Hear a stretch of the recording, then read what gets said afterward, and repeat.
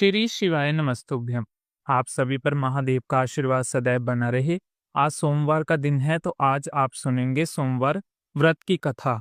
सोमवार के दिन भगवान शिव की पूजा करके कथा का श्रवण करने से भक्तों के सभी कष्ट दूर हो जाते हैं और उनकी मनोकामना भी पूर्ण होती है। कथा का शुभारंभ करने से पहले आइए सब मिलकर भगवान शिव का स्मरण करें, जो संसारिक भय को हराने वाले हैं और देवताओं के स्वामी हैं, जो गंगा जी को धारण करते हैं, जिनका वृषभ वाहन है, और जो अंबिका के ईश हैं, जिनके हाथ में खटवांग त्रिशूल और वरद अभय मुद्रा है।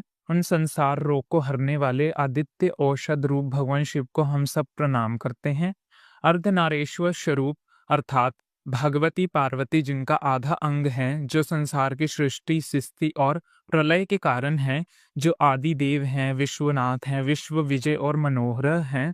संसारिक रोगों को नष्ट करने के लिए अद्वित और औषध रूप उन गृष अर्थात शिवजी को हम सब प्रातःकाल नमस्कार करते हैं, जो अंत से रहित आदि देव हैं, वेदांत से जाने योग्य पाप रहित और महान पुरुष हैं, तथा जो नाम आदि भेदों से रहित विकारों से शून्य अर्थात विकार रहित हैं और संसार रोग के हरने के निमित्त अद्वित औषध हैं। उन शिव जी को हम सब प्रातः भजते हैं। आइए अब सुनिए सोमवार व्रत कथा। पौराणिक कथा के अनुसार अमरावती नगर में एक धन व्यापारी व्यापार करता था।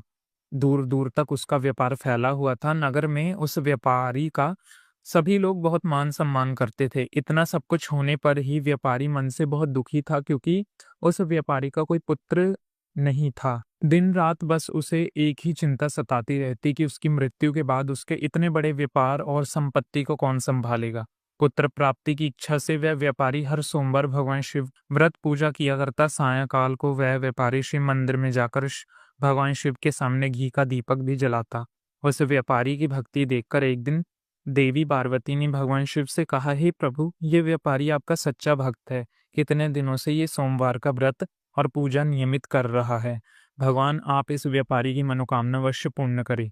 तब भगवान शिव ने मुस्कुराते हुए कहा, हे पार्वती, इन संसार में सबको उसके कर्म के अनुसार फल प्राप्त होता है। प्राणी जैसा कर्म करते हैं वैसा ही फल मिलता है।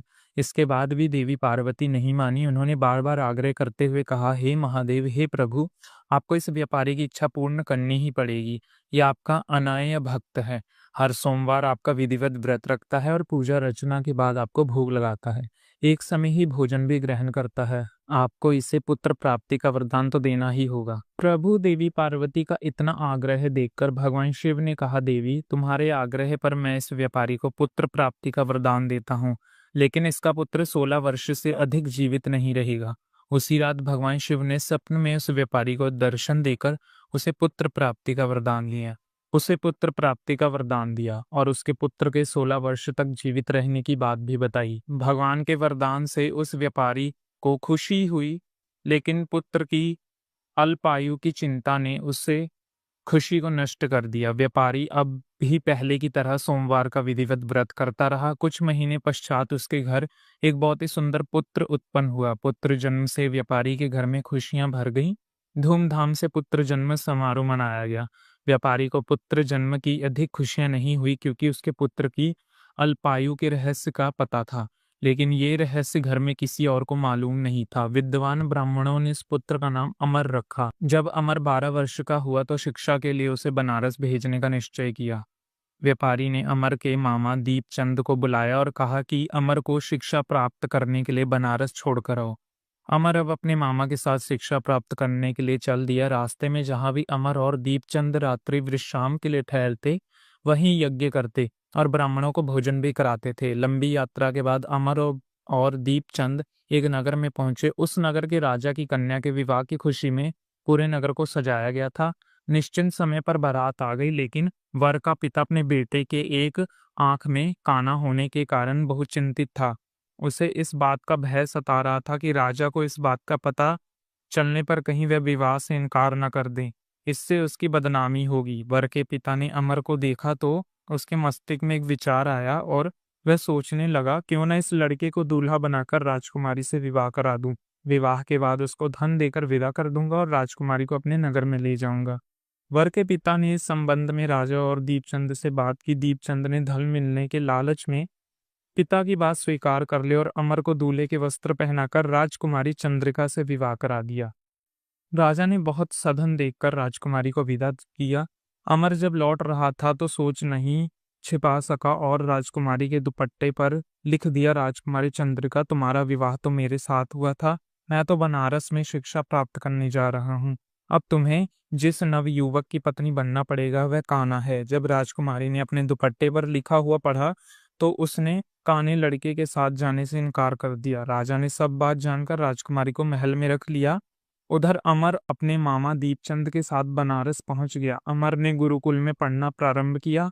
अमर की आयु 16 वर्ष की हुई तो एक यज्ञ किया। यज्ञ की समाप्ति पर ब्राह्मणों को भोजन कराया और खूब अन्न वस्त्र दान किए। रात को अमर अपने शयन कक्ष में सो गया। शिवजी के वरदान के अनुसार शयनावस्था में ही अमर के प्राण पखेरु उड़ गए। सूर्योदय पर मामा अमर को मृत देखकर रोना पीटने लगा। आसपास के लोग भी एकत्रित होकर दुख प्रकट करने लगे। मामा के रोने विलाप करने के स्वर समीप से गुजरते हुए भगवान शिव और माता पार्वती ने भी सुने। तब माता पार्वती ने भगवान से कहा, प्राणनाथ, मुझे इसके रोने का स्वर सहन नहीं हो पा रहा, इस व्यक्ति के कष्ट को अवश्य दूर कीजिए। भगवान शिव ने देवी पार्वती के साथ अदृश्य रूप में जाकर अमर को देखा तो पार्वती जी ने बोला, देवी, ये तो उसी व्यापारी का पुत्र है जिसको मैंने 16 वर्ष की आयु का वरदान दिया था। आज उसकी आयु तो पूरी हो गई।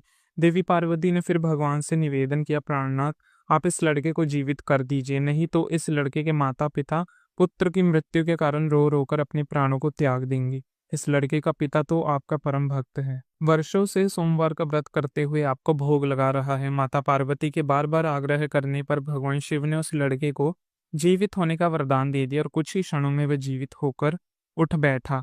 फिर शिक्षा प्राप्त करके अमर मामा के साथ अपने नगर की ओर चल दिया। चलते हुए उसी नगर में पहुंचा जहां अमर का विवाह हुआ। उस नगर में भी अमर ने यज्ञ का आयोजन किया। समीप से गुजरते हुए नगर के राजा ने यज्ञ का आयोजन देखा। तब राजा ने अमर को तुरंत पहचान लिया। यज्ञ समाप्त होने पर राजा अमर और उसके मामा को महल में ले गए और कुछ दिन उन्होंने महल में रखकर बहुत सारा धन वस्त्र देकर राजकुमारी के साथ विदा कर दिया। रास्ते में सुरक्षा के लिए राजा ने बहुत से सैनिक को भी साथ भेजा। दीपचंद ने नगर में पहुंचते ही एक दूत को घर भेजकर अपने आने की सूचना भेजी। बेटे अमर के जीवित वापस लौटने की सूचना से व्यापारी बहुत प्रसन्न हुआ। व्यापारी ने अपनी पत्नी के साथ संयम को एक कमरे में बंद रखा था। भूखे प्यासे रहकर व्यापारी ने और उसकी पत्नी ने बेटे की प्रतीक्षा कर रहे थे। उन्होंने प्रतिज्ञा कर रखी थी, यदि उन्हें अपने बेटे की मृत्यु का समाचार मिला तो वह दोनों ही अपने प्राण त्याग देंगे। व्यापारी अपनी पत्नी और मित्रों के साथ नगर के द्वार पर पहुंच गया। अपने बेटे का विवाह समाचार सुनकर पुत्र वधू राजकुमारी चंद्रिका को देखकर उसकी खुशी का ठिकाना नहीं रहा। उसी रात भगवान शिव ने व्यापारी के सपने में आकर कहा, श्रेष्ठी, मैंने तेरे सोमवार के व्रत करने और व्रत कथा सुनने से प्रसन्न होकर पुत्र को लंबी आयु का वरदान दिया। ये सुनकर व्यापारी बहुत प्रसन्न हुआ। सोमवार का व्रत करने से व्यापारी के घर में खुशियां लौट आईं। शास्त्रों में लिखा है, जो स्त्री पुरुष सोमवार का विधिवत व्रत करते हैं, व्रत कथा सुनते हैं, उनकी सभी इच्छा महादेव की कृपा से पूर्ण हो जाती हैं।